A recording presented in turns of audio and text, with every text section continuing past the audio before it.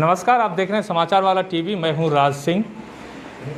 भारत में इन दिनों सबसे ज़्यादा चर्चा इस बात को लेकर हो रही है कि 130 करोड़ की आबादी, ऐसा लोग बोलते हैं, हो सकता है ये आबादी 140 करोड़ हो गई हो, क्योंकि सेंसस के बाद ही पता चलेगा कि भारत की आबादी अभी कितनी है। इतने लोगों को वैक्सीन देनी है, क्योंकि तीसरी लहर के बारे में SBI की जो रिपोर्ट आई है उसमें ये कहा गया है 98 दिन का ड्यूरेशन रहेगा, और उससे अगर बचना है तीसरी लहर से तो वैक्सीन चाहिए। अब वैक्सीन पर केंद्र और राज्य सरकारों के बीच में खींचतान मची हुई है। खींचतान इतनी कि सुप्रीम कोर्ट ने ये कह दिया कि सेंट्रल गवर्नमेंट किस काम के लिए है, क्या उनका दायित्व तो नहीं बनता है कि वो वैक्सीन दे। इस बीच में सबसे ज़्यादा चर्चा में झारखंड राज्य के मुख्यमंत्री हेमंत सोरेन भी रहे। उन्होंने CM को PM को लेकर ट्वीट किया, उस पर बवाल मचा, और इस बीच उन्होंने एक पत्र भी लिखा और ट्वीट के ज़रिए PM से ये दरख्वास्त किया कि झारखंड को फ्री में वैक्सीन मिलनी चाहिए। झारखंड मुक्ति मोर्चा सत्ता में है और झारखंड मुक्ति मोर्चा के महासचिव सुप्रियो भट्टाचार्य हमारे साथ मौजूद हैं।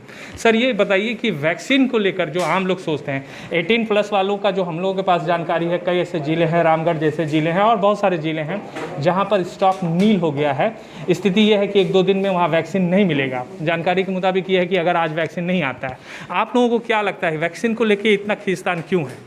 देखिए, वैक्सीन को लेकर कोई खींचतान नहीं है। बात है कि आपने बजट जब लाया, देश का बजट लाया, उसमें आपने शिक्षा के मद को घटाया, आपने सोशल वेलफेयर के बहुत स्कीम्स के मद को घटाया, और आपने उसको क्या जस्टिफाई किया कि हमको मेडिकल मद में अभी मेडिकल इमरजेंसी का समय है, तो हमको 35,000 करोड़ रुपए चाहिए बजटीय प्रावधान, ताकि हम वैक्सीनेट कर सके अपने सभी लोगों को।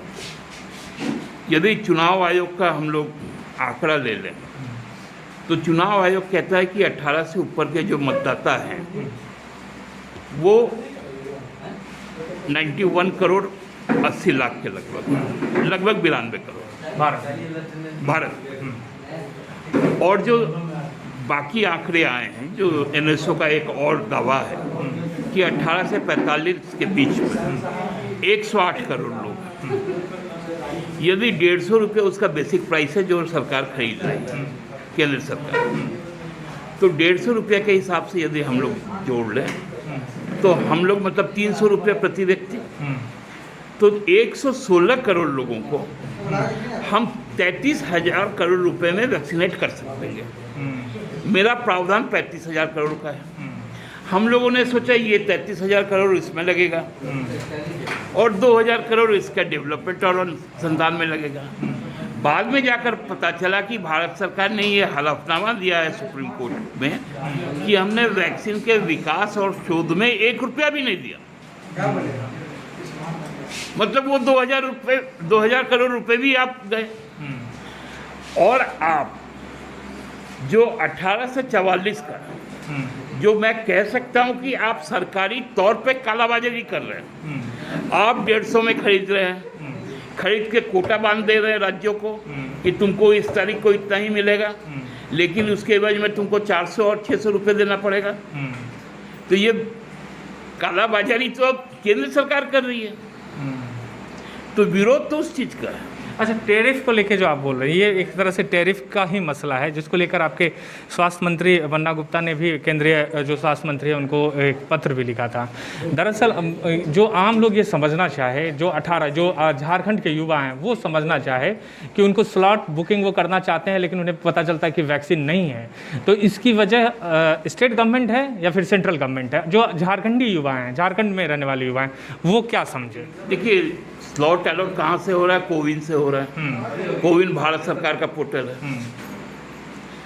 अब आप देखे होंगे कि लातेहार की तरफ आप चल जाइए, वहाँ कभी कभार नेट आता है, वो भी पेड़ के ऊपर चढ़ने के बाद।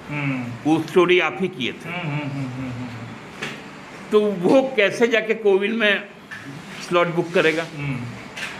जहाँ कनेक्टिविटी नहीं है, जहाँ स्मार्टफोन की कमी है, इसलिए हम लोगों ने सुप्रीम कोर्ट में एक प्रे करके रखा है कि हमको अपना स्लॉट बनाने का दायित्व मिले, ताकि हम पंचायत लेवल पर हमारे जो पंचायत सेवक है, हमारे जो ANM की बहनें हैं, सखी मंडल हैं, वो जाके सीधा सीधी मैनुअली उनको स्लॉट बुक कर ले और उनको वैक्सीनेट कर ले। नंबर 2, क्योंकि इसका दुष्परिणाम हम लोगों को देखने को मिला था सिमडेगा जिला में, जब केवल थंब इम्प्रेशन के कारण, बायोमेट्रिक के कारण राशन रुक गया था राजबाला वर्मा जी के आदेश पर और भुखमरी से मौत हो गई थी। तो अभी तो एक्चुअली केंद्र सरकार 18 से 44 साल के नौजवानों को वास्तव अर्थों में मार देना चाहती है। दादा, हाँ, मैं मार देने का बात इसलिए कर रहा हूँ कि 33% नौकरी चली गई। 1 करोड़ से ज़्यादा जो लोग हैं वो 18 से 44 के बीच में उनकी नौकरी चल गई। अब क्या है कि वो तो मेरा एक प्रयास रहा केंद्र सरकार का युवाओं को सत्यानाश करने का। दूसरा है कि राज्यों पर थोप दो ताकि राज्य सरकारें गड़बड़ा जाए। हमारे ही ऐसे छोटे राज्य में हम यदि 400 और 600 में खरीद के बेचें तो 175 करोड़ रुपया तो हम लोगों को ऐसे ही लगेगा एक्स्ट्रा। उसके अलावा भी 1100 करोड़ रुपए उसके दाम है। तो अभी 1100 करोड़ रुपए हम यदि इसमें लगा दें तो बाकी में हम क्या काम करेंगे?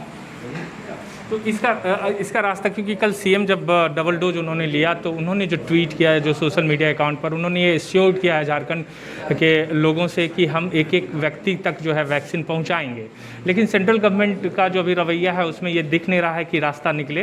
तो ऐसे में आप एश्योर्ड कर रहे हैं तो फिर रास्ता क्या निकलेगा? क्या इस परिस्थिति में भी आप एश्योर्ड कर रहे हैं लोगों को कि आप वैक्सीन पहुँचाएंगे उन तक, चाहे झारखंड सरकार जैसे भी पहुँचाए? निश्चित तौर पर ये हमारा पब्लिक हेल्थ, पब्लिक सिक्योरिटी और पब्लिक वेलफेयर हम लोगों का फंडामेंटल दायित्व है और इसमें हम कृत संकल्पित है, हम करेंगे। मामला कहाँ है? यदि हम मदद मांग रहे केंद्र सरकार से, देखिए हम लोगों के यहाँ पर लगभग 56,000 करोड़ रुपए हम लोगों का सेंट्रल ड्यूज़ है। 1650 करोड़ रुपया हम लोगों का जीएसटी का ड्यूज़ है।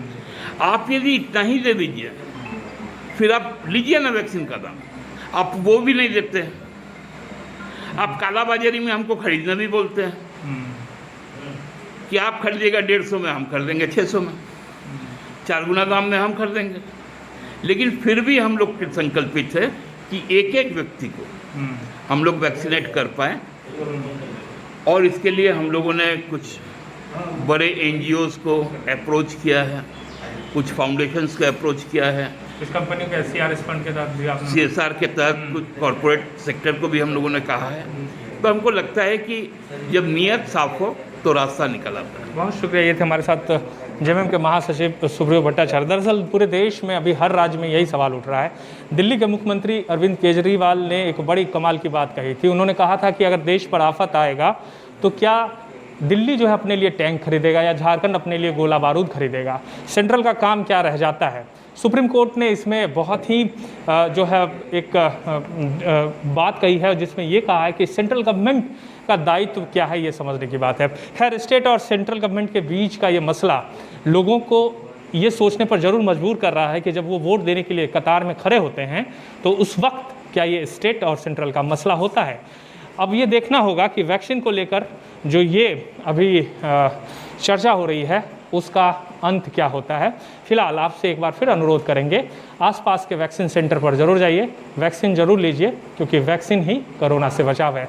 वीडियो पसंद आए तो शेयर जरूर कीजिएगा, क्योंकि आपके शेयर करने से बात लाखों लोगों तक पहुंचेगी। नमस्कार।